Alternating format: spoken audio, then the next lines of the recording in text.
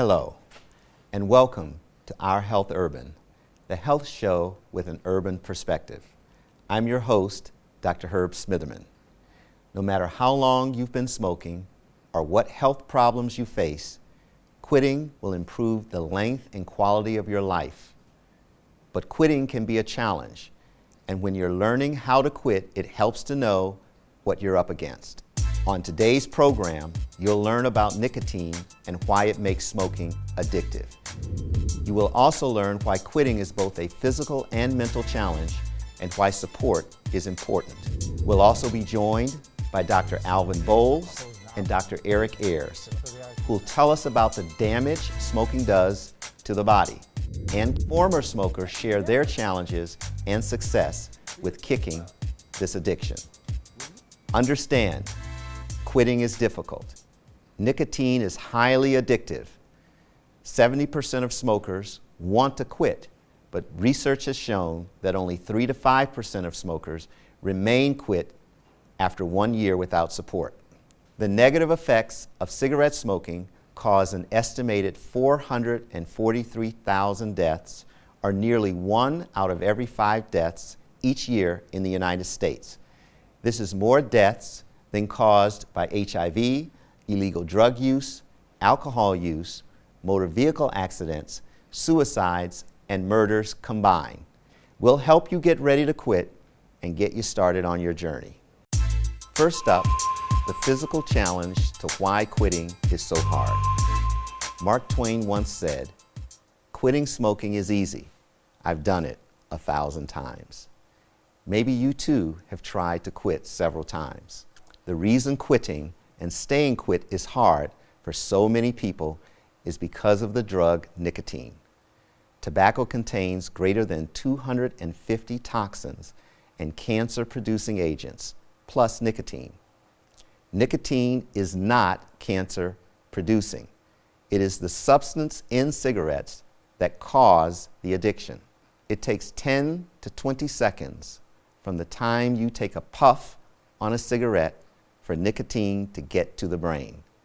The smoke goes into your lungs, impacting the small airways, gets absorbed quickly into the blood vessels, goes into the heart, and then to the brain. Within a few seconds after the puff, you experience the effect of nicotine. Research shows that nicotine is addictive, and for people who smoke, smoking is more than a habit, it's an addiction, because it causes physical and mental dependence. And it's the addiction to nicotine that makes quitting a physical challenge. Take a look at what happens to the brain when you smoke. The nicotine goes straight to the brain in mere seconds. It then causes a release of a chemical called dopamine, which gives you a feeling of pleasure and calm. Your body doesn't want that feeling to stop. So when nicotine levels and therefore dopamine levels drop between cigarettes, your body craves another cigarette. Even if you want to quit, the body craves the nicotine, and this is what gets you addicted and makes you keep smoking. I acquired quite an addiction to nicotine, yes. I would just feel like I needed to have the inhale of the tobacco into my system, just to make me calmer. I mean, it's like I just had to have that. Had to have it.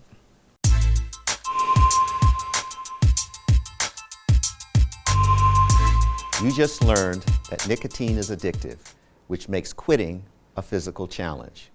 But smoking is also a mental challenge. For many smokers, smoking becomes a habit, a part of their daily routine, which can also make it hard for them to quit. Certain people, places, feelings, and even moods are linked to smoking. These are what we call triggers, and they can be hard to break. Smoking became a habit and part of my daily routine because I like to drink beer. And usually when you drink beer, you'll smoke more than often than not. I can remember days when I'd be working in my garden, maybe from 8 o'clock in the morning to 8 o'clock in the evening. And as long as I had me a beer and a cigarette, I'd work 16 hours. And I was comfortable with that. but it became obvious that it wasn't a smart thing to do. Most smokers find that the behavioral or mental part of quitting is the biggest challenge. Part of it's mental and part of it's physical. When they tell you that nicotine is about as addictive as heroin, I think maybe you better take it into consideration, because it is a cruel mistress. But the good news is your thinking and behaviors can be changed, and it's important to have a plan in place. That way, you're better prepared to handle both the urge to smoke and the triggers. You need a plan to quit smoking just like you need a plan in life.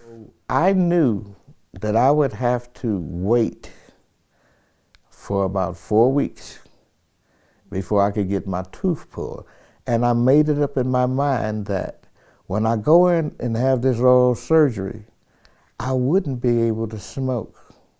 But I had already started on a regimen where I would only smoke 2 to 4 cigarettes a day. So I began weaning myself off cigarettes about 4 months ago.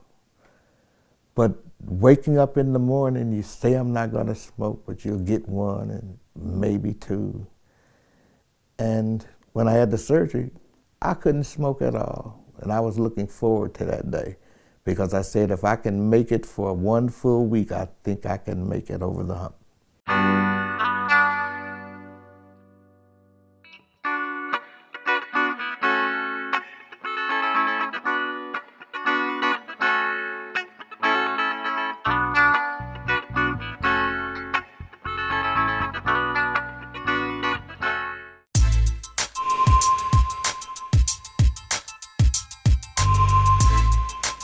Smoking harms nearly every organ in the body.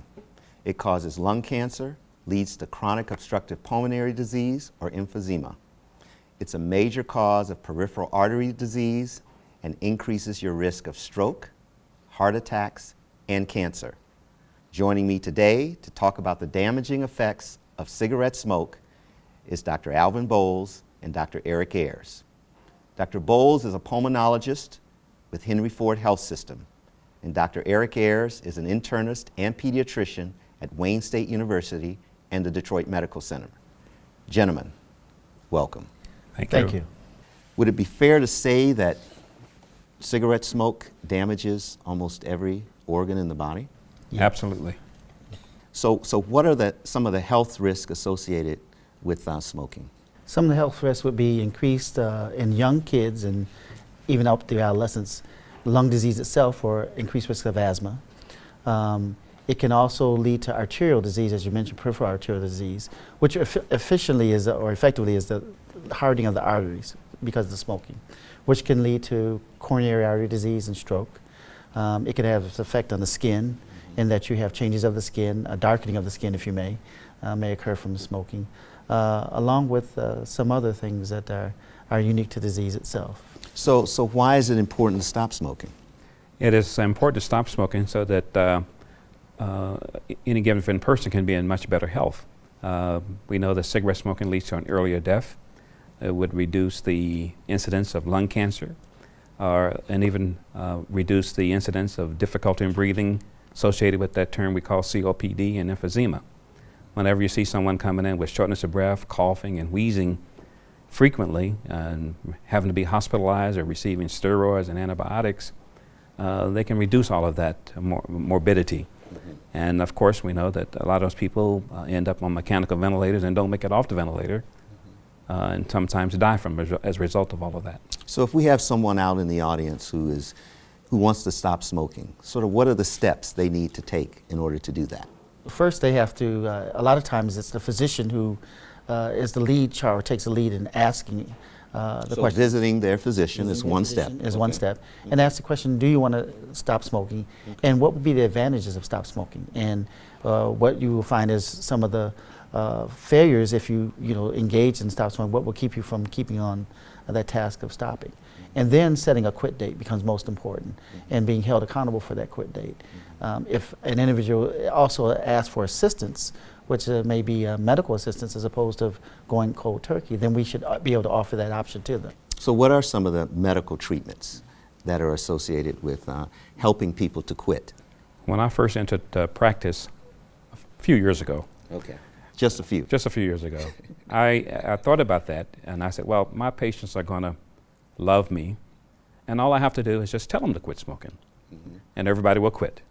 That didn't work? I did an assessment in 5 years and found that no one quit. Okay. I was very disappointed. Okay. But I've learned a lot more since that time. And first of all, you got to inquire about in the history, do they smoke? How much do they smoke? Are they interested in quitting? And then help them to assess first of all, the medical problems that can go on with that, and let them know that there are aids out there to help and assist in stopping the smoking. One of the medicines that could be used is something like Chantix, which blocks the receptor site for the nicotine. Other medications such as Wellbutrin can also help. But first of all, the doctors like myself need to inquire, are they really ready to quit and willing to quit, and encourage that, and then let them know that we're there to help and assist, and there are other programs that beyond the doctor's office that can also be offered in terms of smoking cessation. We also have nicotine products out there. How can patients utilize nicotine-based products to help them quit? Well, there are, and nicotine products have been out there before Chantix and Wellbutrin as far as options. So there are oral medications, medications you can take by mouth, yeah. but also there's the nicotine-based products. There's nicotine-based, they're patches, Okay. they're inhalation. Okay. The biggest thing that we've had, that may be an obstruction if you may, is that what does the insurance company offer also? So the patient may be willing to try a product, and you may offer the product to them, but making sure that it's covered becomes the other thing. And we also have to let the patient know that there may be some failure rate, and that failure is not bad, that we still want to get them back on the road to success, but they have to help us help them through motivation and setting those target dates. And also letting us know if the medicine's not working. Because oftentimes a patient will start out using it, may have a side effect from it, from some flushing or a bad taste or a rash, and they won't tell you to the next visit, which may be 6 months, 4 months down the road. And so the plan now has to be redirect it and drawn up again. So we talked about oral medications. You talked about Wellbutrin or bupropion. We talked about Chantix. You talked about nicotine-based products. What's also out there is this subject of e-cigarettes. So I'm asking you both, are e-cigarettes considered a treatment option for smoking cessation? I wouldn't consider them a treatment option because they can preclude the development of cancer because they have carcinogens in them. Okay. And so we should not propose an option for treatment that could also cause cancer. So Okay. I wouldn't support them. And we have to worry about its infiltration in adolescents because adolescents are starting to use them. And as we know, smoking may be a gateway drug for other drug use. Okay. So e-cigarettes may be another way of starting an addictive tendency that may be costly at a young age. So it's not a treatment option that you recommend? No. Yeah, Okay. neither would I recommend e-cigarettes. I got you.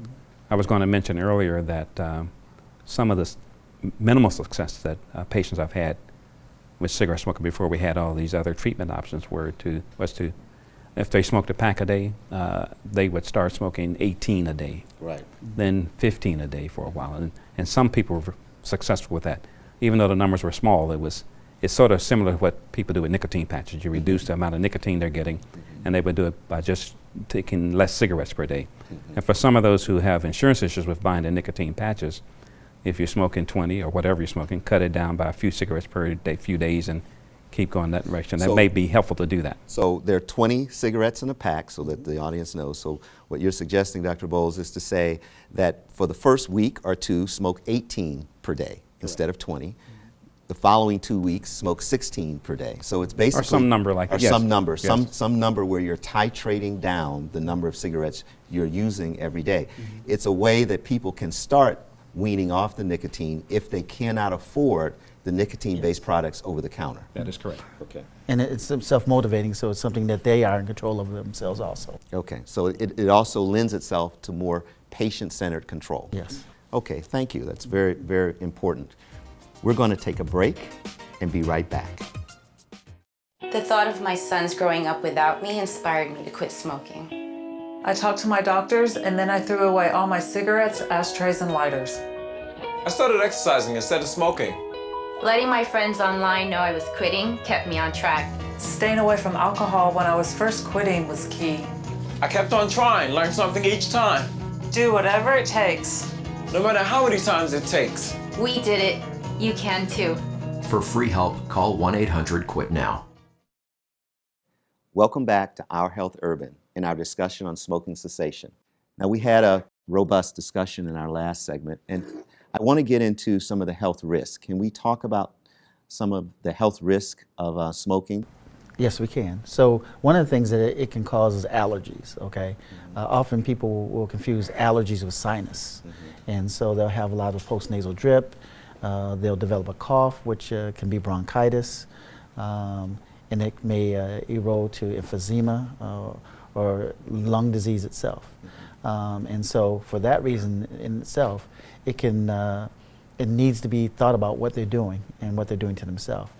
Because if it's doing that to the parent in the household, it also can be doing that to the child. And so the secondhand effects of smoke can become very adverse for that child growing up, because it can preclude them to developing asthma and other diseases therein. Okay. So respiratory problems, sinus problems, allergies, asthma, earaches, ear infections, all of this. Yes. And we see the child in the motor vehicle, in the car, with the windows rolled up and the adult smoking. That's right. And basically the child is trapped in a car seat, bathed in cigarette smoke. Concentrated in it. Yes, concentrated. Because that smoke doesn't go away, even though someone may say so, but it gets into the fabric of the child, and that child then goes to school. They may suffer some bullying or joking, because kids can be harsh, at the same time suffering the effects of the disease itself. Okay.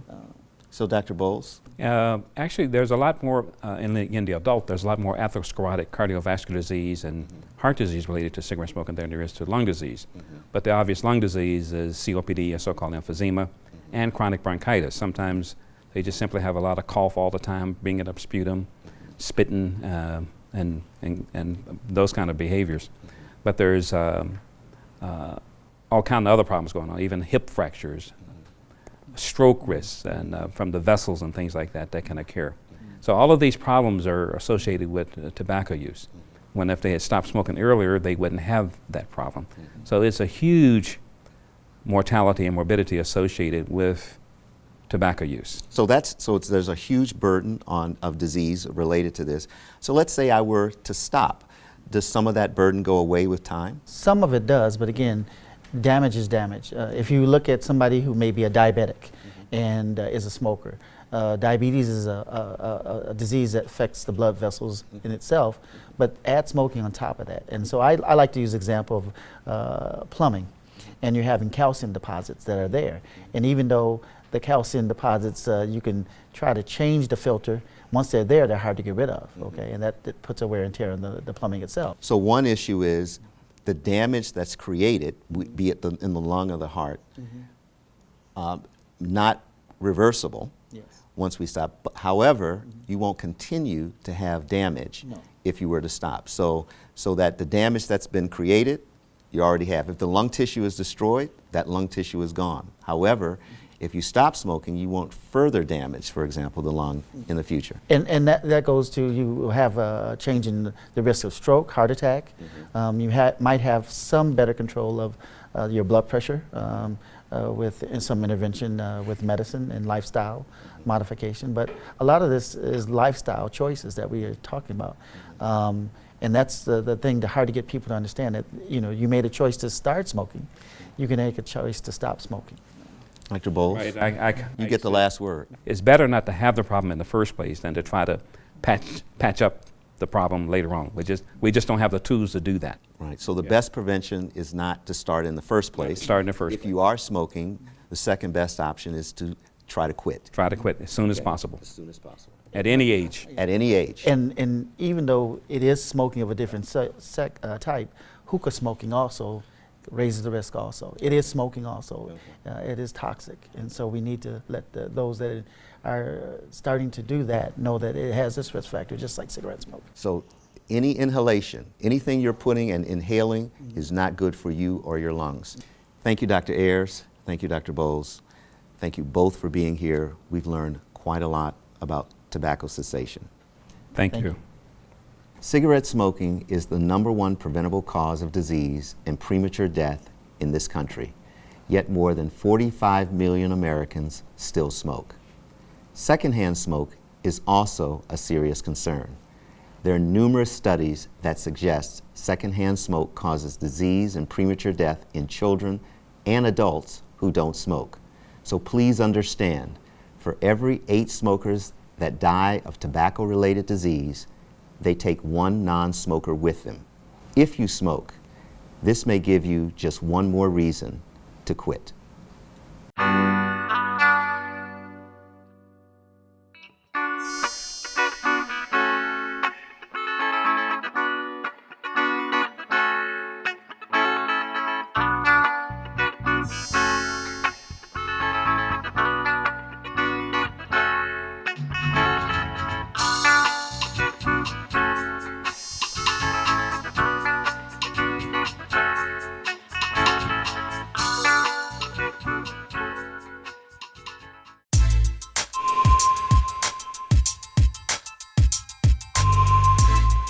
According to the Centers for Disease Control, smoking costs the nation $193 billion in health bills and lost productivity.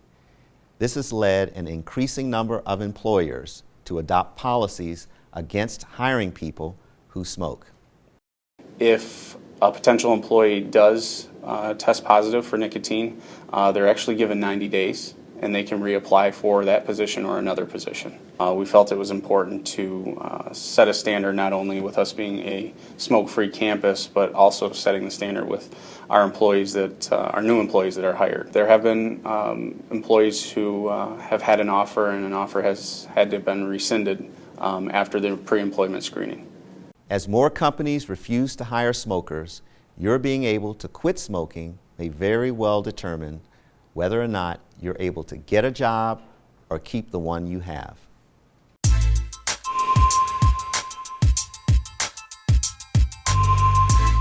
You might be wondering what benefits there are to quitting. Well, in addition to all the money you'll save on not buying cigarettes, there are some immediate health benefits. 20 minutes after quitting, your heart rate and blood pressure drop. After 12 hours, the carbon monoxide level in your blood drops to normal. In 2 weeks to 3 months, your circulation improves and your lung function increases. And in 1 to 9 months, coughing and shortness of breath decrease. When you quit smoking, you look and say, wow, I haven't felt like this in a long time. Feels kind of nice. That's what happens when you stop smoking. And what about the nicotine? Well, 3 to 4 days after you quit smoking, the nicotine in your body is completely gone, which is good. But what's not so good is that for most people, nicotine withdrawal will begin to peak around this time. On top of feeling the urge to smoke, you may feel dizzy, fatigued, have trouble sleeping and concentrating, feel edgy and agitated, experience restlessness, headaches, increased appetite, and a slower heart rate. Recovery from nicotine addiction is a gradual process. Nicotine replacement and medications can help, but it's also important to get support. Statistics show that the majority of people who try quitting without support are not successful. Smokers who have a quit program in place that includes education about nicotine and a support group do much better.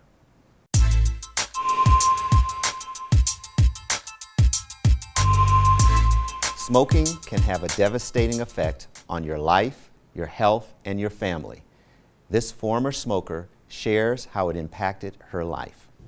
My name is Sharon Thomas. I'm a retired licensed cosmetologist. I smoked from 1955 until 1987. In between that time, I did stop smoking once for 5 months. Well, the very first time I started smoking, I was a kid. At that time, you thought it was cool to smoke. you sneak and smoke. Most people, because their parents wouldn't let them smoke, I had the kind of parents I could come and tell them anything. But my girlfriends that I smoked with, their mother would kill all three of us if she knew we were smoking. So we snuck and smoked. It was fun. Yes, I was addicted to cigarettes because I think about it now. When I got up in the morning, I wanted that cup of coffee and that cigarette. I even smoked while I did people's hair. And I can't even fathom me doing that in this day and age with that smoke going over people's hair that I just shampooed. Driving the car, I wanted a cigarette before I even backed out. I lit up. It didn't matter if my kids was in the car. You just didn't think about it. You just smoked. Smoking affected my health in the most negative way. At the age of 47, I had a massive heart attack, bad heart attack. And I think part of the reason I got over smoking is because I was in the hospital so long. When I came out of the hospital, I didn't want a cigarette. That was just part of it. The main reason I didn't want a cigarette is because I remember that pain. I remember the fact I could not breathe on my way to the hospital. It was the most terrifying experience that I've ever experienced. The fact that you can't breathe, you're grasping for air. On top of everything else, we were having a snowstorm. We had 17 inches of snow out there, and I'm having a heart attack, trying to get to the hospital with my head out the window. After many years, I ended up with pulmonary hypertension. Never heard of it, did not know what it was. I know now. Then some years back, maybe 4 years, I discovered I had COPD and emphysema. And between the heart and the lungs, I'm in trouble. I now have, after the heart attack, I've had plenty of angioplastics, about 4 or 5. I have a defibrillator. If I knew then what I know now, I would never started smoking. I did stop smoking after the heart attack, but other people in my house didn't. The doctor asked for no smoking in the house. That did not happen. So when I stopped smoking, my husband didn't. He kept smoking. So I was still smoking. You have to make up your mind when you want, if you're ready to quit. I don't care what anybody says. Until you make up your mind, you're not going to stop unless something happens to you like it did for me, and you do not want that to happen. You want to quit on your own because take a look at me and let me be an example for you. You don't, if you stop now, your chances are a lot better than you smoking for 10 more years and going through what I'm going through now. Because now we know so much more about cigarettes and nicotine, smoking, and what it will do to you, your mind and your body. My saying is, if you smoke, stop. If you don't smoke, don't start. Understanding why quitting is difficult and the benefits of quitting is the first step in your journey to become a non-smoker. And by watching this program, you've accomplished that. The next step is to change your mindset. You must create a mindset for quitting, and you can start by not judging yourself. Understand, on average, in the United States, it takes from 7 to 9 attempts at quitting before you are successful. Not being able to quit in the past is not a character flaw. Nicotine is a powerful, addictive substance, and it can take more than willpower alone to quit. I encourage you to get all the help you can. Quitting can be difficult. Getting both treatment and support will help increase your chances of success. Next, make an appointment with your doctor. Smoking is a treatable medical condition, and chances are your doctor has already helped many smokers quit. If you're thinking about quitting, talk to your doctor and ask about treatment options and support. Don't go it alone. 95% of smokers who try quitting cold turkey are unsuccessful. Start building a support network to help you quit. Enroll in a quit smoking program and tell your friends and family you need their support. And finally, make a plan for quitting. Visit www.mytimetoquit.com today to begin your plan and start your journey. Smoking is a treatable medical condition. Studies show that a combination of treatment and behavioral counseling can significantly increase your chances of quitting. Remember, the average number of quit attempts is 9, so don't give up. Talk to your doctor about quitting and the treatment options that are right for you.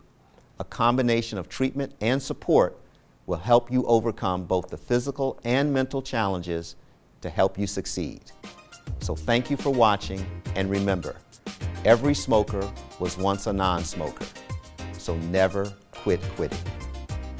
I did it, and you can too. I did it. I quit. And you can too. I did it, and so can you.